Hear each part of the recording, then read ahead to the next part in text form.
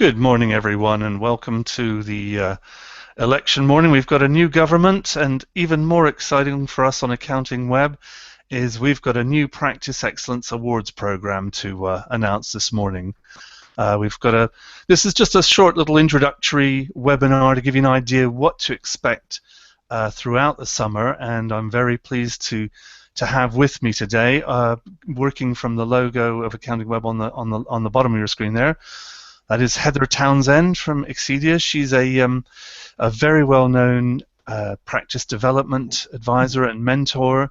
She was one of the star turns at last year's Practice Excellence Conference.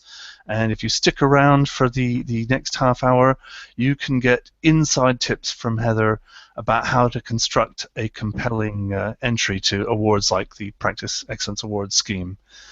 Next to Heather, in the middle of the line of views there, is Neil Ralph, who's the managing partner of Rouse Partners, LLP.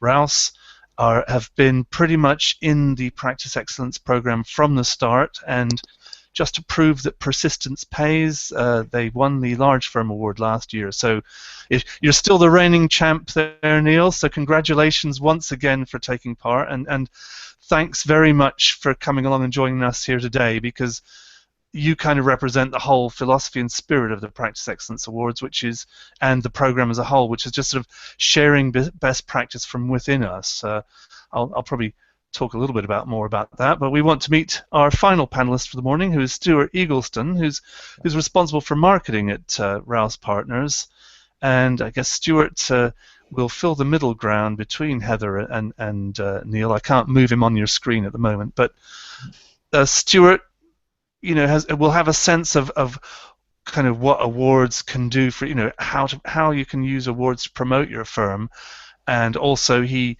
did have his hands on a very convincing entry that persuaded the judges that after 3 years of constant improvement that Rouse really did deserve the top prize in 2014.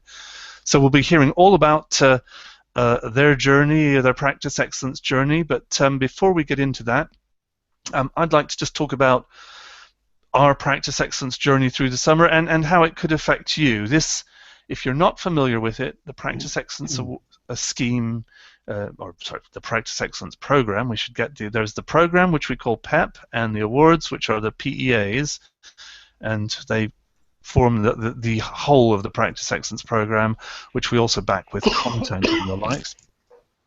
So this has been going on for 4 or 5 years now. I can't remember it so long. And the whole idea is by examining the ingredients that drive client satisfaction, we've kind of proved to our satisfaction the general marketing theory that client satisfaction, good client satisfaction, translates through to growth and profitability. And through the award schemes, we try and sort of bring forward and celebrate the firms who do this particularly well. And out of the back of that, they're really, people like Neil and Stuart and the other winners are always really generous about what they do. There's no secret to practice excellence. It's just actually, you've heard all the ideas before probably.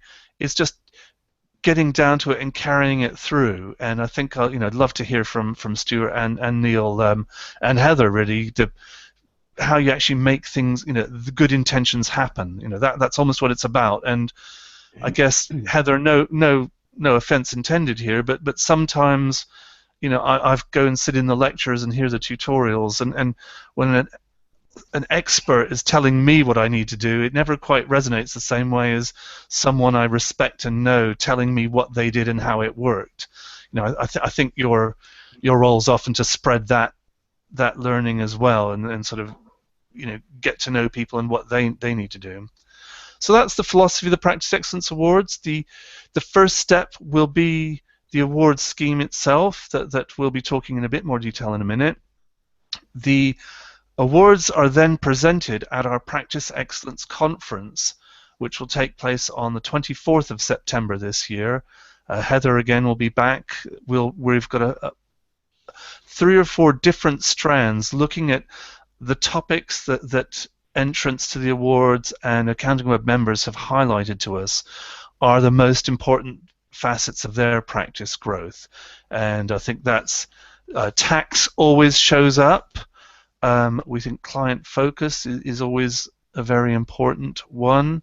The general theme is kind of along the lines of what I was saying, is it's grow your practice your way. There is no one solution. Find the ideas that mesh with your strategy, your direction, and where you want to go, and then prioritize the ones that will have the most impact and sort of pick your way through them. Again, Heather, Neil, and Stuart, you can, if you think there's a different formula, everyone's listening and wants to hear your advice. The keynote speaker at the session will be Chaz Howes. Now, Chaz is a very high-profile FD, not always for the best reasons. He was the FD at the Challenger brand, Superdry, the kind of clothing brand that sort of spotted a gap in the market and kind of brought retro American themed clothes across the world and really created its own brand. That challenger mindset is something we want to get into. Sort of how can practitioners, work with these challenging businesses and maybe challenge them themselves. But among the other challenges Chaz faced was a little contretemps with Excel that probably ultimately prompted his departure from Superdry. But he's right up front about that and can talk about the risks too of maybe not paying attention to the detail like all accountants should. But that's Chaz's Howes story. You'll have to come along on the 24th to hear that. And the climax of the event and the whole summer is the actual presentation of the awards on the 24th. Now, between that point and this webinar is one of just many elements of content that we'll be producing. We've been interviewing all of the Practice Award winners from 2014, and there's an article on site today with Andy Murray, not the tennis player, but the student winner, who is a really sort of inspiring character, even at his age. I mean, he's a great representative of the people who are going to be taking over and setting up their own firms very, very soon. So, it's great to sort of connect to that younger generation. So all of the winners will be doing things. I mean, Heather has published a white paper to kick things off to show you how to compile a compelling awards entry. So we'll get a preview of that in a few minutes.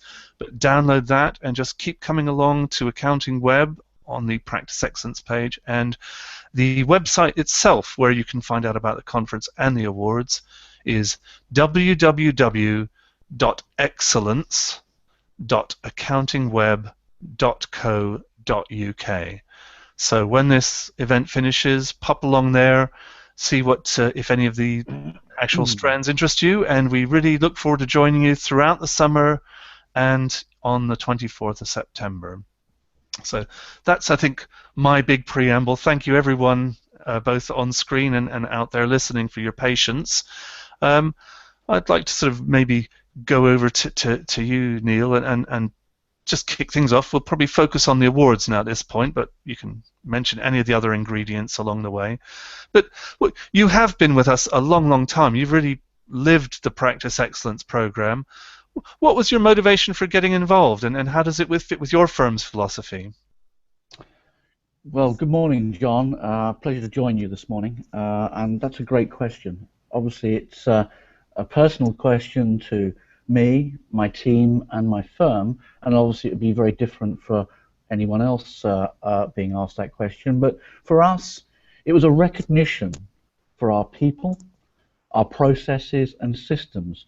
Remembering we were a very young firm, Rouse Partners, because we were the Beaconsfield office of a national firm. And it brings a ringing endorsement, in my opinion, for our vision and values. It's assisted shaping and bringing additional meaning to our strategies. And one thing I will give to all firms is that to focus on who they are, what they are, and how they do things, i.e. deliver a strategic view over a period of time. And I'll share a couple of those with you, if I may. Technology. One change changes all, drives productivity, drives efficiency. You shouldn't really go for best in class of all software. Try and think about integration and make sure your firm is not using its valuable team as data stewards. On quality, strive for excellence in all you do. That mirrors the program that you're running in terms of it's the practice excellence. That is what we do across the piece of who we are, what we do, and how we deliver to our clients. And for our people, we have 4 simple internal team values that drive our business and relations with our clients.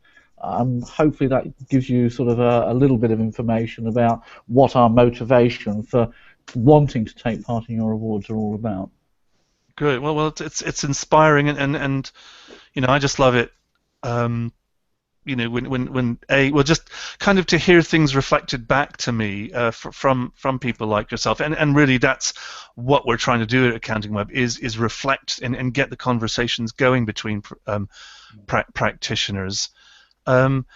Stuart, there, can I bring you in? One other founding block of the Practice Excellence program is we're kind of unofficially trying to examine, explore, and implement the thing that is known more widely as like the Net Promoter Score. But our statistics on client surveys have shown that those firms who tend to win and come out highest on the client ratings, are also the ones when you see them the next year and the next year, who are growing the most and showing up in not just growth, revenue growth, but profitability growth too.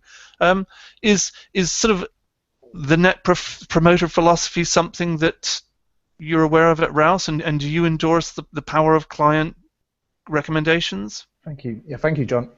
Yeah, as you said, recommendations, not just in accountancy, but in any business, form a really good platform for growth, and it's a bed in which you can grow.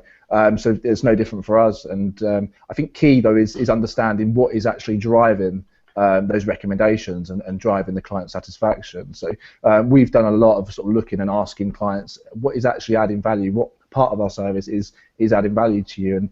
And a lot of the time we're finding that they may take for granted that you're going to say what you're going to do, you're going to deliver exactly what you say, but it's more what can you do to be alongside them all the time. So actually feeling the pain if they're going through difficulty, how can looking at how you can improve their position. So yes, recommendations are really important, and looking at how you can drive them is key, I think. I might share this one briefly before we get to Heather, between Neil and Stuart. As I said, you've been with us a long time. Could you maybe just describe, take us back to some of the findings from the early the client satisfaction surveys, things that you might have picked up from client research that you then focused on improving or developing, and that have sort of now filtered through. I get the impression you are committed to continuous improvement, but can you maybe just take us along one or two of the steps along the way? Neil, have you got an example that leaps out? Yes, but I think this is something that my colleague Stuart really focus on and drills into the data. But obviously, I'm involved in that process at a helicopter level. I think one of the things that Stuart mentioned in his last question to you, it's about the client experience. He made the point that clients will take for granted that you can add up, that you can produce a set of accounts, that you can deliver a tax return. And that doesn't buy loyalty. That doesn't get anywhere near it. That is what it says you're going to do on the tin. If you want to keep a client for the long period, you literally have to, and excuse the words, roll up your sleeves. You need to partnership with them, not in the terms of legally in terms of a shadow director or anything like that, but you need to, and Stuart mentions, feel the pain. You need to be there with them at the time of need. You need to be thinking outside the box and delivering to them the solutions that they are so desperately require. And sometimes you've got to interpret their questions and their requirements is not what they're saying, but you've got to ask a question back to them, is that really what they mean? And interpret that and actually then deliver that service to them that resolves their problems. So that builds loyalty, that builds a connectivity with the client, which makes them an advocate. Once they're an advocate, they turn around and then recommend you, and it's sort of well, it's then a scatter because they basically recommend you to all their friends. So that's what we're focusing on, and will be focusing on in the next few years, is understanding that difference between just doing the job and building loyalty. And yes, if I can just add, sorry, if I can add to Neil's, looking back at some of the research that we've carried out, some of the findings we looked at were in terms of, obviously we offer quite a wide range of services. Just because you build it doesn't mean to say they will come. So you do have to let your clients and let new clients know exactly what you're offering and what's going to add value to their business or individual circumstances. And the other thing that we noticed was in terms of just the time spent with them, they looking forward and not just looking back. So looking back at the historic position, but how is that influencing them going forward, and how can we partner them on their own road to success? Excellent. Okay, well, we'll certainly be touching on kind of communicating your values to clients in a few minutes. But Heather has been very patient, and thanks for you sticking with us so long, Heather. You've got kind of maybe a more independent insight into this, and you do spend a lot of time advising ambitious firms. What's your perspective on the Practice Excellence Program?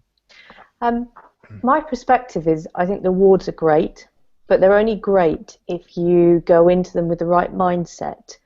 When I've helped my clients prepare for these awards, we don't start a couple of weeks before the submission is due and how can we write the best story. We start literally 6-12 months previously to actually put in the groundwork to demonstrate that we are doing that practice excellence. So if your mindset is about actually improving your practice for the better for you, for your staff, for your clients, that's exactly the right mindset, and it will pay off in so many ways, more than just a nice little icon on your website that says Practice Excellence Awards winner. Yes.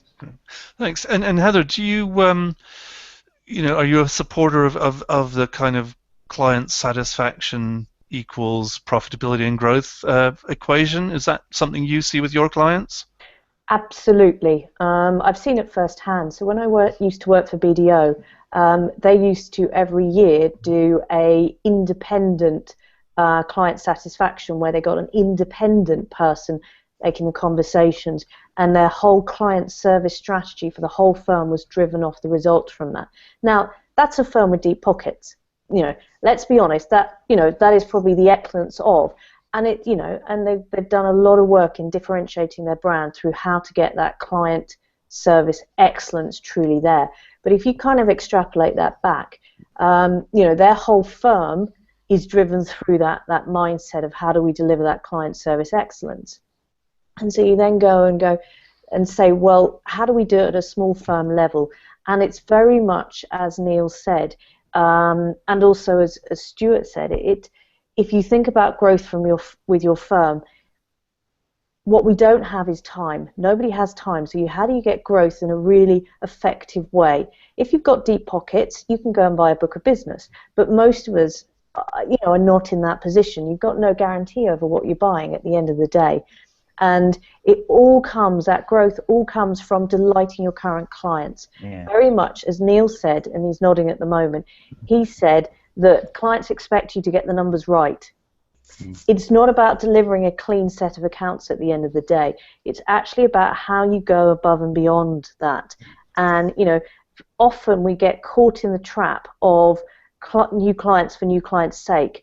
Actually, what I would call the real savvy practices are growing by growing their existing portfolio and growing it in the right way and having the right clients in, because it's a lot easier to take a portfolio of 100 clients and add 20-30% top line and bottom line growth without actually adding a new client in than it is adding 30% more revenue from new clients. Because let's be honest, we all know that the first year that they're a new client, it's an investment year.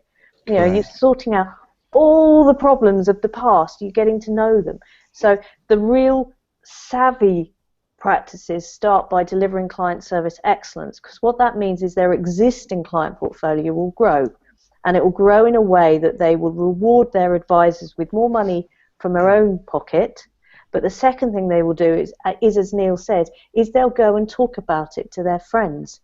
And that's when the real magic happens. That's where you can get what I would call award-winning growth through actually just doing the job well. You know, that doesn't mean to say, I'm not saying that marketing doesn't have a part. You know, people like Neil add great insights into what is it that our clients actually want. How do we as a practice take a step back and make sure we're delivering excellence in a way that is truly excellent?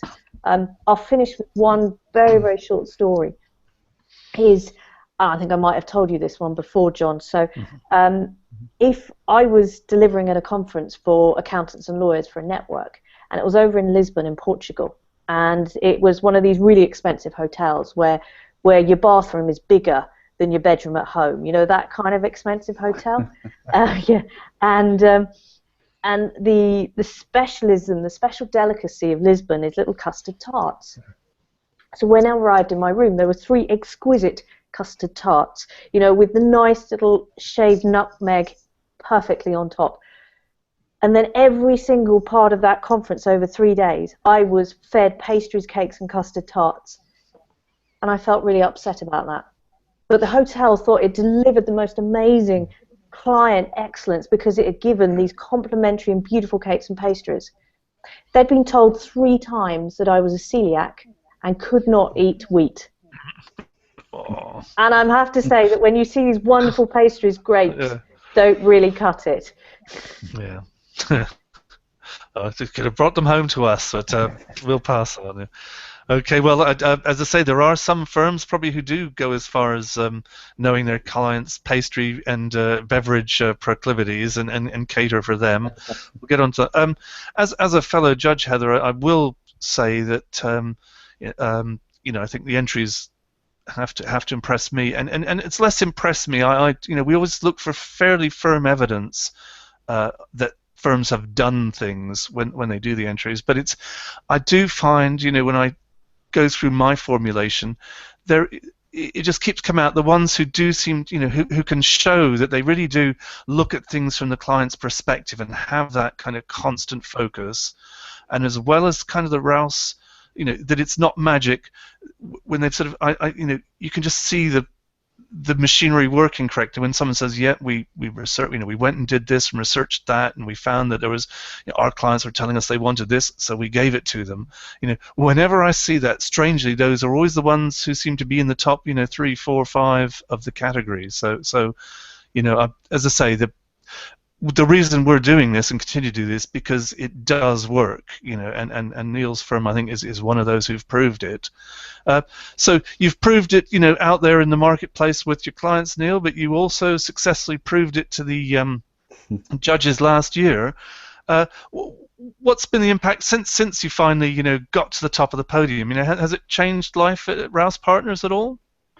Again, another great question, John, and just wanted to say I ringingly endorse the comments that sort of Heather was making as well. But I guess if I could deal with the initial euphoria at the awards ceremony of winning, it was a wonderful and sort of experience, and really enjoyed that. Especially there was a lot of colleagues from other firms present, which are known to us, and obviously they've been on the phone since. Congratulating them. One or two of them were very gracious as well, I could say. They were too, and obviously they've asked us for some feedback and tips and tricks as well, and hopefully they're avidly listening to this. We had previously, as you have said, entered the awards and had been runner-up, which was great just to be considered to be a runner-up of these awards. So winning obviously is a huge accolade, but running up to your being a runner-up was fantastic in 12 and 13. So what did it mean to me? It was achieving. This was a testimony to the hard work of our team and the firm's aspiration to continue to strive for excellence in everything that we do, our quality, our delivery to our clients, that can be shared with our clients and the stakeholders within Rouse Partners. As to the events that happened after that, I'd probably like to refer this to Stuart, if you wouldn't mind, because he had a whole program of things that he worked on, and as he worked on them, then I'm sure he'll be able to give you the history a lot better than I can. Yes, if I can just add to Neil's comments. Yeah, I mean, we did have a program once we won the award in terms of communicating it out. And as Heather said, it is more than just putting a badge on the website. You know, it really was, from a staff perspective, you know, a real kind of enthusiasm and you know, just, you could feel it around the office really after the win. And from an external point of view, we got really great press coverage. And we've really shared some of the comments, the client comments that came from the survey part of the award. We've shared them with new clients. We've had them, you know, up the stairwell from reception. We've had the comments put into frames. It's really nice sort of entrance to the building for new clients and for existing clients. And from a recruitment side, as obviously we're a growing firm, so recruitment comes quite highly in terms of our in terms of where we're going at the moment. And it is definitely helping us get the right caliber, and it's almost setting a precedent, setting a tone for the type of team that we're building. Excellent, fascinating. Okay, well, Stuart, now it's your turn to tell this, just divulge a few secrets. You know, how did you go about compiling the entry? Because as I say, I read it and debated it with others, and it did actually was a convincing document. I mean, it was, dare I say, there were a few warts that you admitted to in there, but you know, maybe just you tell, you know, what's the story of the entry? Well, I mean, we started it, the preparation for it in advance, so we planned out, so didn't leave it to the last minute, and we did sit down and really sort of talk it through. So we didn't just rush straight into it, and I think that you'll see from our entry that, you know, it was very honest. You know, we put real figures in there. We were, as you say, we were honest about things that, you know, potentially we could have left out, but we thought, actually, you know, we want to really bare our souls and show the judges what we've done. We are proud of what we've done as a firm and achieved. The other point is in terms of focusing really on the things that you've done well, the value-added things that you've done. You know, you can throw everything in there, but you really want to show the judges that this is really what makes us different. So yeah, so me and Neil sort of got together to talk about it. We spoke across the firm to other partners and to the team as well. Yeah, Neil sort of put together his version, which was far too long, to probably over 1,000 words or so. So we had a bit of a battle to cut it down to get it into a format that the judges would have time to read. Yeah, and we made the submission. I can certainly read out the point as a judge who had to read sort of 100-odd submissions. We do have a word maximum in there, and if you exceed your word minute maximum by you know 50%, and there's 80 firms doing it, you get some very impatient judges with long wordy entries. So you know, take it from me. That's and I did make that allusion to, you know, there were in your category, large firm category, there were other firms that had, you know, bigger revenue numbers and possibly sort of year-on-year growth, but and it triggered some debate amongst the judging panel. You know, it was quite a close-run category, but it was that there was this combination that you know, you had lost a partner during that year. And you know, so the revenue had taken, and they'd taken some clients. There was a revenue sort of some, but it was kind of that combination of the way you'd regrouped, focused, and moved the firm on. And I think that, you know, the growth and direction that you showed, you know, to deliver the results you did. I mean, I think, you know, that from that starting point, you know, you stood out. And as I say, it was seeing that it wasn't, you know, you showed us step by step the things you had done to drive that growth, and it grew genuinely out of the client focus. So as I say, you know, it was kind of a compelling story, and as I say, we you know, you demonstrated to us, you know, the qualities of the firm you're bringing to, you know, you communicated what the firm was about very well. But that's again, secrets from the judging panel. Heather, we want secrets from, you know, your secrets to success. There's a few things that worked last year. But give us a little hint of what people might find out more about if they download your guide. Okay, I think there's about 8 or 9 tips there on actually how do you write that really compelling award entry, and it's great to see Neil taking some notes now, even though he's been there and done it. The papers available for download, Neil. So yes, absolutely. So, and the first thing is you've got to provide meaningful evidence, as both Neil and Stuart have already said. Anybody can say we're brilliant. Anybody can say, let's do the analogy, and I've got no political allegiance, but there were various political parties that promised the earth, but when it came under scrutiny, they couldn't back it up. And actually, as a judge, we don't have time for that scrutiny, so just give us the backup evidence. We are numbers people. This is an award for, let's call it bean counters, so quantify it. That's why, actually the people that win these awards have already been dedicated to either a program of practice excellence, that's just what they do, or that they've been really thinking about it in the last 6-12 months.